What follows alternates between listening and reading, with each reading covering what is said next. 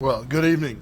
Now, Good evening. the Bahamian delegation would probably have heard me say this before, but there's a story told of Lyndon Johnson, who was addressing the Canadian Parliament on a visit there, and he was introduced with all this story about the history and all the rest of it.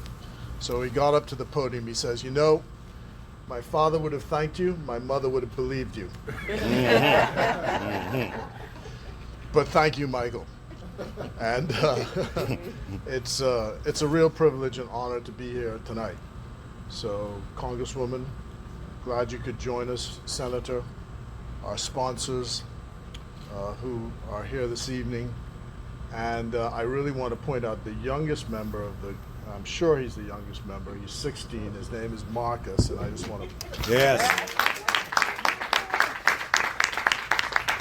His mother is making sure he becomes an astrophysicist, right? Yes. Yeah. That's Oh, yes. good. So glad you're here. Sidney Poitier, who is a Bahamian and got an Academy Award in 1964 for Lilies of the Field, began his acceptance speech by saying, "It's been a long, long journey."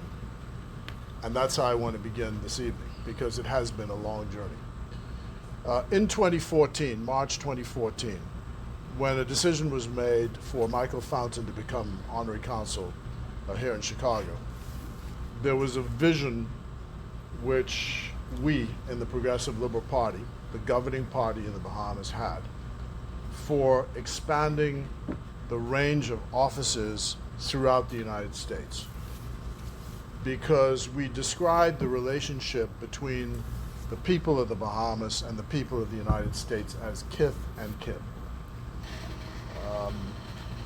We are physically tied to the to the United States, closest point being 50 miles away in Bimini. And someone asked a question here tonight, and one of our diplomats was explaining to the new chief counsel of the United States Embassy in the Bahamas, when she was trying to find out why is it that Bahamians can enter the United States through your pre-clearance lounge without having a U.S. visa, and why are Bahamians always in Miami? And so they had to explain that, look, this is the way it's always been. We go there in the morning, fly back in the afternoon. Go to the hospital, go to school there, go to the dentist there, go to Walmart there. Freeport, for example, there's a Walmart which is quite close to the Miami International Airport. And so one day, some friends of mine took me to Walmart, and I stood up at the entrance of the store because I wasn't interested in the shopping, they were. And I said to the Prime Minister when I got back that I could have run my campaign from there. Because as I passed by, "Hey, Mr. Mitchell, how you doing?" Okay, so what they do is you get on the boat from Freeport. At midnight you arrive, and you shop until 6 o'clock in the morning, and then you catch a car with your goods back on the boat to go back to Freeport. And that's the relationship which exists between the Bahamas and the United States on all kinds of levels. So we are friends, and we are related, and so many of our people have migrated here, and of course so many of the citizens of America come to the Bahamas as a place for rest, relaxation, and entertainment. And what still astonishes me is when I cross the borders into the United States and I come to a customs officer, and I was, let's say, New York going through a couple of years ago, and he must not have liked the expression on my face.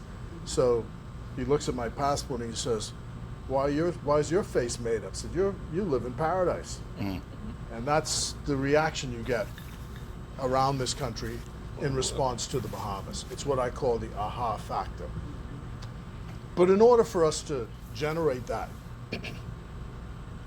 there are real people who live there, and there are real issues. And we have these visits not only to celebrate the ties, but to invest in trying to get people to understand that this is a real place. Diane Abbott, was the shadow foreign minister in the UK, asked me at dinner one night, is the Bahamas a real country? And I was kind of astonished at the question being asked. But we serve, this year we're going to serve 8 million people, a population of 400,000. So we do pretty well. But there are lots of clouds in the offing.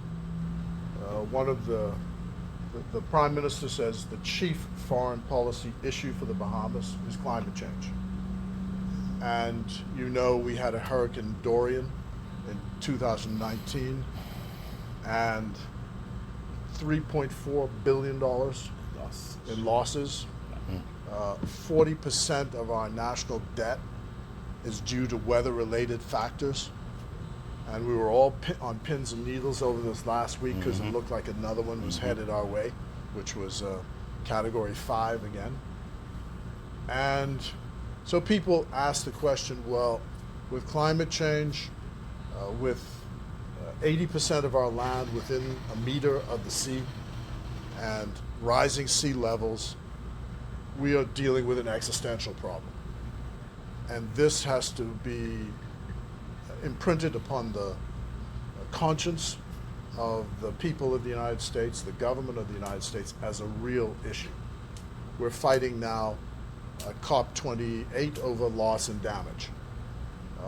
Unfortunately, the foreign policy position of the U.S. on this matter is under no circumstances will the U.S. pay reparations or loss and damage. That's the starting position. That's what Kerry said. Well, he's the spokesman for the government. Yeah, so that's what he told me. Right. So that's one issue. So we're here to renew ties. We're here to develop in the short term. What we want to do is to get to the level of a consul general in Chicago. So we started in 2014. Had we won the election 5 years later, we would have done that.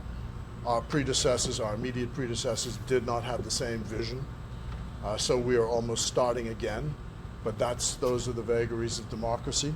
But we intend to do it because it is important for us to develop the relationships and have a formal and official presence here. And I really want to pay tribute to Michael Fountain for the extraordinary work which he's done in beating the bushes for our country and for making the contact.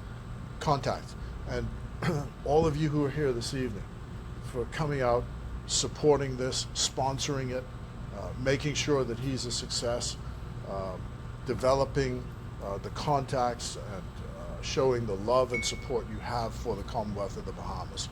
400,000 people. So it's not even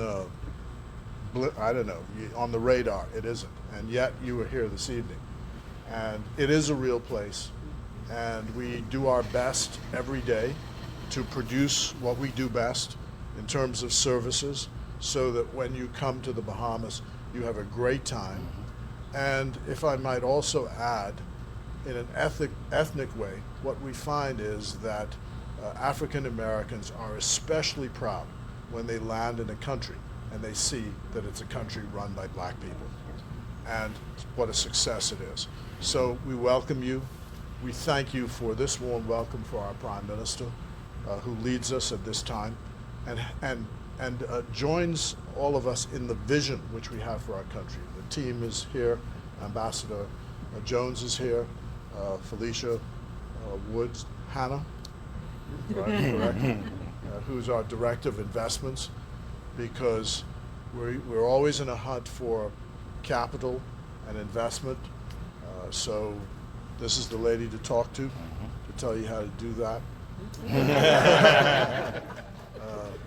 But on this occasion, this is about friendship. This is about kith and kin. This is about supporting Michael and saying thank you for the extraordinary job you do, and in welcoming on the 50th anniversary of our independence, something which when I was a high school student many people argued was impossible, that we could not survive as an independent country. So it's, again, extraordinary that 50 years later we're here.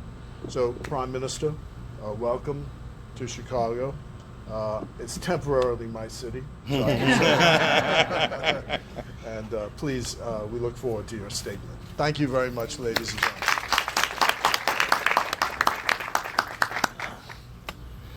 Thank you very much. It is indeed a pleasure to be in Chicago. Now, let me first of all, let me